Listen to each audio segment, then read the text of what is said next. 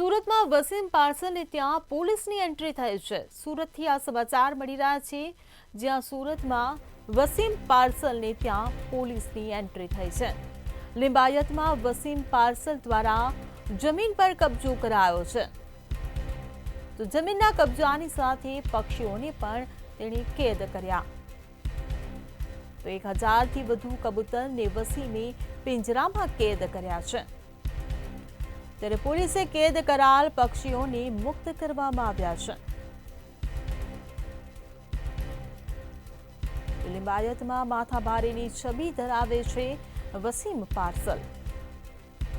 ત્યારે ખંડણીખોર તરીકે કુખ્યાત છે આરોપી વસીમ પર કબજો। જમીનના કબજાની સાથે પક્ષીઓને પણ કેદ કર્યા। ત્યારે 1000થી વધુ કબૂતરને વસીમે પિંજરામાં કેદ કર્યા છે। તો પોલીસે કેદ કરાયેલા પક્ષીઓને મુક્ત કરાવ્યા।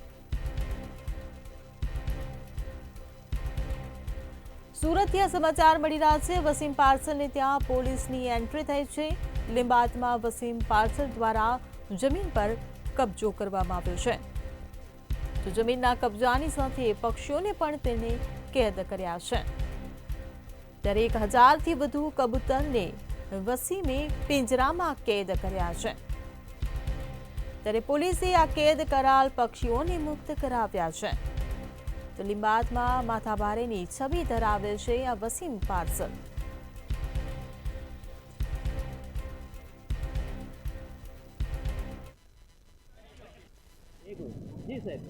આજરોજ સુરત શહેરના લિંબાયત વિસ્તારમાં વસીમ પાર્સલ જે ઘણો નોટોરિયસ વ્યક્તિ છે, એના વિરુદ્ધ અનેકવિધ ગુનાઓ છે। લગભગ 25 જેટલા ગુનાઓ છે, એમાં એ પાસા પણ જઈ આવ્યો છે। આ ઉપરાંત એના ઉપર મારામારી, ચોરી, લૂંટ અનેક પ્રકારના ગુનાઓ છે। વધુમાં જોઈએ તો એ આ વિસ્તારમાં પોતાની ધાક જમાવવા માટે માંડવાળી કરવાની હંમેશા પ્રયાસ કરતો।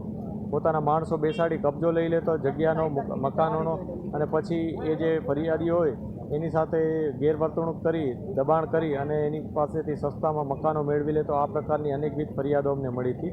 આ ફરિયાદો, રજૂઆતો ધ્યાનમાં લઈ અમે બધું ચેકિંગ કર્યું હતું। એ દરમિયાન અમારા ધ્યાનમાં આવ્યું હતું કે એણે એસએમસીના રિઝર્વેશનવાળી જગ્યા ઉપર પોતાનું એક બાંધકામ કરેલ છે કે જેમાં એ ઓફિસ બનાવી અડ્ડો ટાઈપ બનાવી દીધો હતો। આ અડ્ડામાં બેસી અને આ જ પ્રકારની નોટોરિયસ પ્રવૃત્તિ, ઇલીગલ પ્રવૃત્તિ અને અસામાજિક કામગીરી કરતો રહેતો હતો।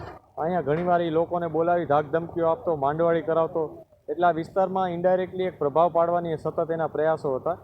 અને આ બાબતની જાણ અમે એસએમસીને કરી હતી। એસએમસીએ કન્ફર્મ કર્યું કે આ જગ્યા છે એ લોકોની પોતાની છે એસએમસીની, અને એના ઉપર ઇલીગલ સ્ટ્રક્ચર છે। આ સ્ટ્રક્ચર અત્યારે તોડી પાડવામાં આવ્યું છે।